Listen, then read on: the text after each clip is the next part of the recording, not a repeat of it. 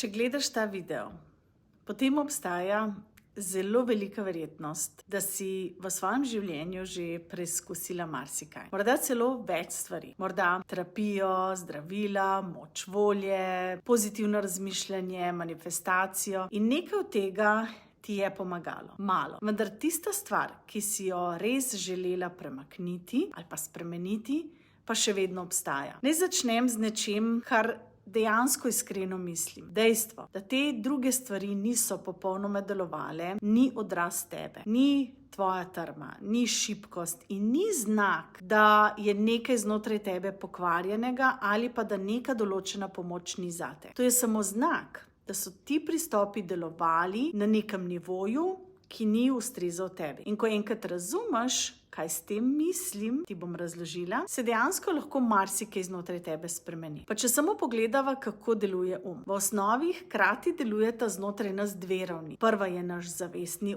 se pravi tisti del, ki razmišlja, ki analizira, ki sprejema odločitve in ki postavlja namere. To je tisti del nas, ki bere knjigo o osebni rasti in misli, ja, to ima popoln smisel in od zdaj naprej bom to naredila drugače. To je tisti del, ki sedi na neki terapiji in doživi tak resnični uvid. Potem pa je tu podzavestni To je pa tisti del, ki v bistvu v resnici v ozadju vodi celotno igro. Odgovoren je za naše avtomatske odzive, za naše navade, za način, kako se naše telo odzove, še preden sploh imamo mi čas razmišljati ali pa nekaj, pretuhtati. Za vzorce, ki jih ponavljamo, tudi takrat, ko si tega zavestno v bistvu sploh ne želimo. In podzavestni je v bistvu res izjemno močan in ne odziva se na nikakršno logiko. Ne odziva se na nikakršna razumevanja. Ne spremeni se samo zato,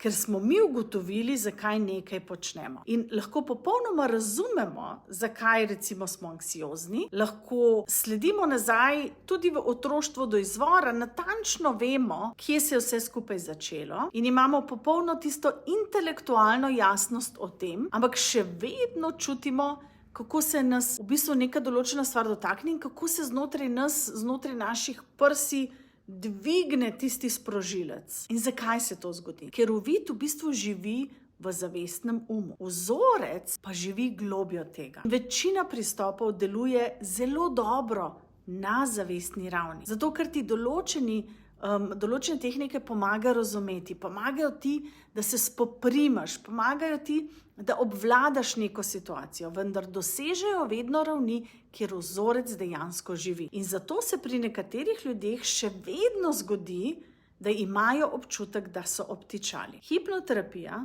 pa deluje drugače, ker deluje na popolnoma drugi ravni. In super je, ker gresta z roko v roki skupaj. In ko smo v nekem sproščenem, ko smo v nekem osredotočenem hipnotičnem stanju, se tisti naš analitični, zaščitni del zavestnega dejansko umiri. Pa nočemo ga v bistvu prevarati, nočemo, da bi izgubil nadzor, ampak hočemo, da za nekaj časa mu dovolimo, da stopi nekoliko na stran. In v tem prostoru, v tem tišjem, bolj spremljivem prostoru, lahko dejansko takrat vzpostavimo ta neposredni dialog s tistim delom ki vodi naše vzorce. Lahko jih na nek način posodobimo, lahko jim damo nove informacije, lahko pomagamo svojemu razumeti, da stvar, pred katero nas je ves čas mogoče ščitil, pravzaprav sploh v osnovi ni nevarnost. In če razložim to še na drugačen način, če pogledava to še iz te strani. Naš podzavestni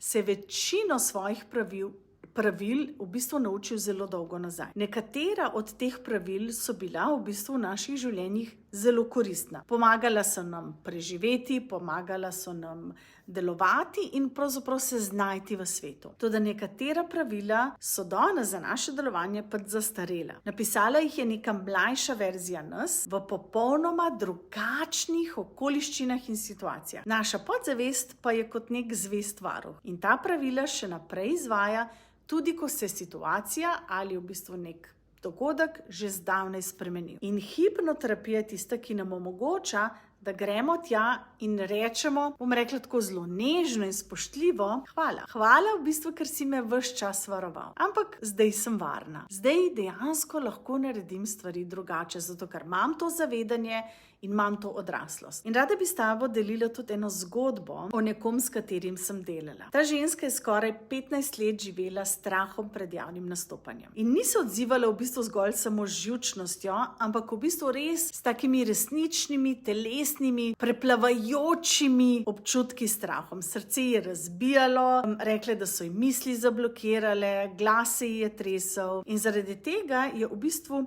zavrnila napredovanje v službi. Dejansko je zamudila priložnost, katere pa si je v resnici zelo, zelo želela. Poskusila je že marsikaj.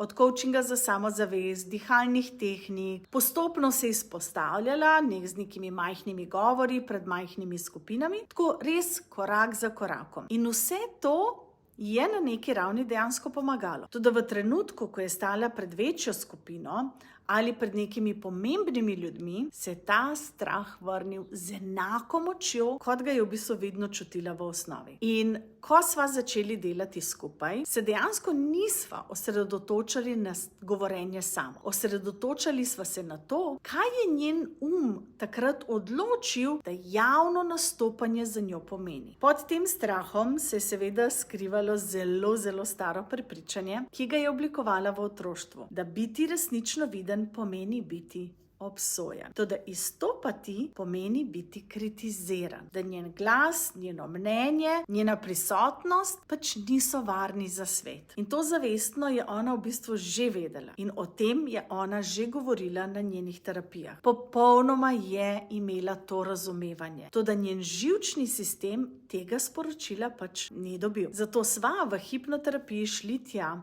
kjer to prepričanje dejansko dan danes živi. Delali smo z njim na ravni živčnega sistema, ne pa na ravni v bistvu razmišljanja. In pomagali sva njenemu telesu, njeni podzavesti, da se nauči neke nove resnice, da se dejansko nauči, da njen glas je varen, da biti viden dejansko ni neka nevarna stvar in da lahko stoji v prostoru in je preprosto samo mirna in samozavestna in taka, kakšna v resnici je. Mislim, da smo imeli 3 srečanja. In nekaj tednov kasneje je v bistvu imela predstavitev pred celotnim kolektivom njenega podjetja. In povedala mi je, da v njenih besedah, da ni samo preživela, ampak da je dejansko v govoru celo uživala. Prvič po 15 letih. To zgodbo seveda delim z dovoljenjem. In to je nekaj, kar bi tudi rada, da slišiš tudi ti. Ker če si že res poskusila stvari, ki niso v celoti delovale, ampak so ti delovale do neke določene točke, bi ti rada samo dala vedeti, da nisi spodletela. Da ti pristopi samo preprosto niso dosegli tistega pravega naslova oziroma naslovnika. Resnična sprememba, taka, ki traja, taka, ki se pojavi avtomatsko tudi v težkih trenutkih, se dejansko zgodi na ravni podzavesti. Tam, kjer vzorec dejansko živi. Tam, kjer je bil v bistvu prvotno zapisan. In lepota našega podzavestnega uma pa je v tem, da ni fiksen, da ni vklesan v nek kamen, v neko ploščo, ampak se je naučil starih vzorcev, kar pomeni, da se lahko popolnoma nauči tudi novih. Potrebni so le pač pravi pogoji, pravi pristop in nekdo, ki zna delati z njim, ne pa proti njemu. In to v bistvu je čar hipnoterapije. In v to sem se jaz dejansko zaljubila, ko sem prvič začela s tem delati. In to je tisto, kar ponuja. Hipnoterapija ali hipnoza ni bližnica, ni magična palčka, ni čarovništvo, ampak neposredna pot do tistega dela nas, ki ves čas vodi igro in pa priložnost, da z njim končno začnemo nek drugačen pogovor oziroma drugačen dialog. In če te karkoli od tega, kar sem danes delila s tabo v tem videu, nagovorilo, če si mogoče se prepoznala, da bi rada ljudi podpirala tudi na tak način kot jih jaz, potem bom iskreno vesela, če se mi oglasiš. Začnemo z novo skupino že 26. marca. Lahko skočiva na klic, kjer mi postaviš določena vprašanja, lahko raziščeva, kako bi to v bistvu vse skupaj izgledalo v tvojem življenju. Piši mi v inbox in pa če mogoče poznaš koga, ki je že dolgo preizkušal marsikaj, pa mogoče še ni najdel tistega nekega pristopa, bom zelo vesela, če deliš ta video tudi z njimi. In morda je točno to, kar je danes bilo potrebno slišati. Res se veselim in upam, da ti je bil video koristen. Klikni in smo na vezi. Čau, čau!